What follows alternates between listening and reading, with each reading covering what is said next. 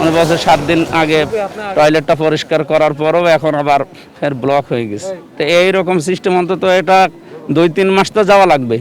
ওই 2-3 মাস যাবে কি করে সেই ব্যবস্থা আগে করি।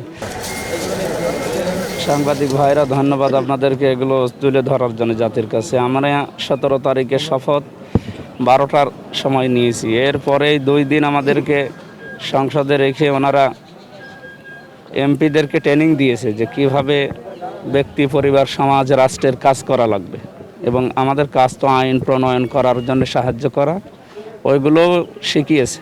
বাকি 5টা দিন সময় পেয়েছি এখানে, আবার 26 তারিখ থেকে ফের সংসদ অধিবেশন বসবে।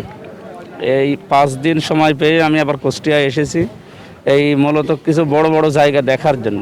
এগুলো যে আবার রিপোর্ট করা লাগবে, যে মন্ত্রণালয়, এটা তো এখন স্বাস্থ্য মন্ত্রণালয়ের আন্ডারে, শিক্ষার ওইটা দেখব।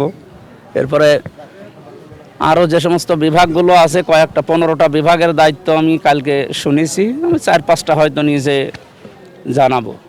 তো এখানে এসে প্রথমে আমাদের আমিরে জামাত নিজে মানে শপথ নেওয়ার পরের দিন দেখলেন ওনারা পরিষ্কার পরিচ্ছন্নতায় ঢাকা মিরপুরে নিয়ে গেছে নিজে।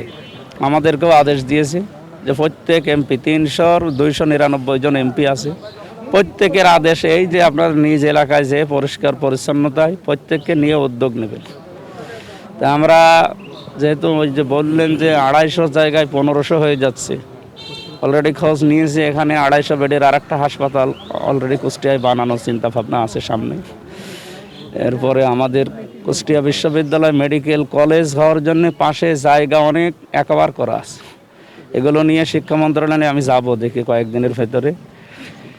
পরিষ্কার পরিচ্ছন্নতা শুধু এই লোক দেখানোর জন্য বা সাংবাদিকদের নিয়ে না, আমরা মানুষের মানে মন পরিষ্কারের মাধ্যমে এই বাইরের পরিষ্কার করা দরকার। ইনি হাসপাতালের দায়িত্বে আর অনেকগুলো জায়গা আমাকে দেখিয়েছে, আমি আরও দেখব এইগুলো যেন সঠিকভাবে ব্যবহার করা হয়।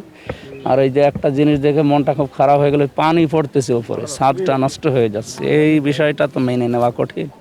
দেখি তারপরও একজনকে দায়িত্ব দিয়েছে, ওনার কাছে আমি এখনই এই সমাধান করে যাব। আশা করছি ওয়া তাআওয়ানু আলাল বিররি ওয়াত তাকওয়া ওয়া লা তাআওয়ানু আলাল ইসমি ওয়াল উদওয়ান, এই আয়াতটা সংসদে তেলাওয়াত করার মাধ্যমে এবং আউফু বিআহদিল্লাহ এই আয়াত তেলাওয়াতের মাধ্যমে আমাদের শপথ দিয়েছে। তাই আমরা চাচ্ছি আগামীতে এই আয়াতগুলোর বাস্তবায়ন শুধু আরবিতেই যেন তেলাওয়াত শেষ হয়ে না যায়, এগুলো যেন বাস্তবে রূপ দেয়। আমিরে জামাত আমাদের বিরোধী দলীয় নেতা, উনি একেবারে স্পষ্টভাবে আমাদের এমপিদের সামনে এই ট্রেনিং চলাকালীন জানিয়েছে যে আমরা ভালো কাজ এসে যেই করুক, এখানে দল বেদল আমরা না, ভালো কাজ যেই করুক সাহায্য করব এবং সহযোগিতা করব। এই জায়গায় যেন কেউ দলদারি দেখবেন না। না বাজেট বরাদ্দের জন্য বসে থাকা লাগবে না। এই 26 তারিখে যদি অধিবেশন শুরু হয় আমরা এগুলো পাস করব, পাস করে ওনাদের হাতে তুলে দেওয়ার পরেও যদি না হয়, এই যে এখানে উনি বলছে 7 দিন আগে টয়লেটটা পরিষ্কার করার পরও এখন আবার ফের ব্লক হয়ে গেছে। তো এইরকম সিস্টেম অন্তত এটা 2-3 মাস তো যাওয়া লাগবে। ওই 2-3 মাস যাবে কি করে সেই ব্যবস্থা আগে করি। এরপরে আরও কয়েকটা অসংগতি, এখানে মোটর সাইকেল আর অ্যাম্বুলেন্স রাখার জায়গা এগুলো না, এরপরও শুনছি এখানে রেখেছে ওনাদের নির্ধারিত জায়গা, আরএমও দিয়েছে এক জায়গায়।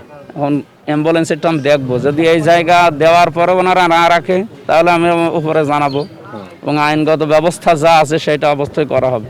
তাই আপনি বিশৃঙ্খলা করে আমার নিজেরও কষ্ট হয়, মাঝে মাঝে আমি রাত্রে আসি দেখার জন্য, এসে গাড়ি ঘোরানো এবং এই জায়গায় যেখানে রাখার জায়গা না এখানে রাখবে কেন, আমি দেখছি এই বিষয়গুলো, দেখি কি করা যায়।